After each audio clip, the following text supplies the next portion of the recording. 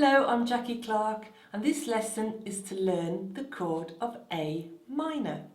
So let's start off with your right hand. Your thumb is on A, your number 3 finger is on C and your number 5 finger is on E. Play that together.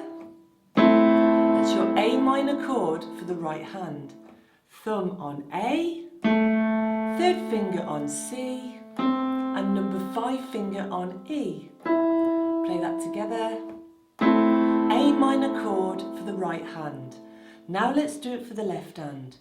Number 5 finger we start off with on A. Number 3 is on C and your number 1 is on E. Play that together. It's your A minor chord for the left hand. We'll do it again. A, A, C, E. Play that together. A minor chord for the left hand. Play them both together. And that's A minor chord for both hands.